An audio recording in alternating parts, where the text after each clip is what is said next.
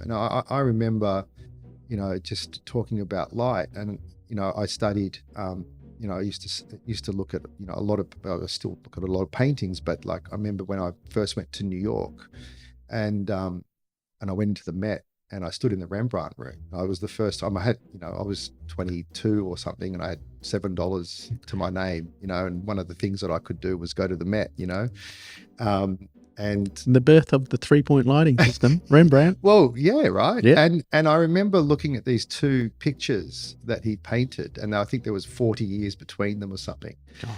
And I was looking at them, and I was, they looked similar. Technique was kind of identical, and everything was, and I'm like, why does that one look slightly kind of, why is that one getting me a little bit more?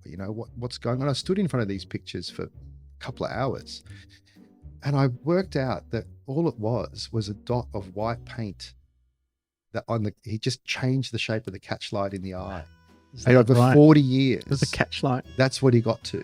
He just changed the shape of the catchlight. But yeah, the feeling came across there. Yeah.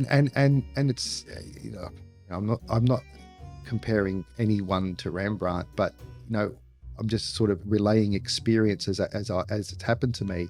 It's a similar thing in photography, where the difference between your pictures for the next 5 years and the pictures for the following 5 years or the previous 5 years is kind of like 3 feet of where you put that softbox. Oh, if I put it there, yeah. it changes everything. I understand. And I like that more. So we're talking about a game of millimeters that can change your whole experience of the journey, and that's how I see it. So, and I was saying just the other day to someone, a new assistant of mine, because I use a lot of I subtract a lot of light when I'm shooting outside. I'm taking away a lot of light. I'm actually taking away more light than I need.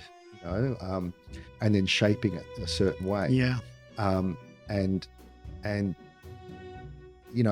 those sorts of, the way you can push light around and shape light, that's what's keeping me primed.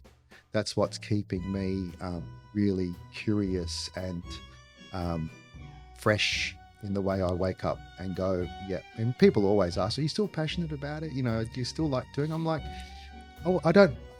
It's like I said, it's like, it's like asking someone if you like breathing. I wouldn't want to do anything else.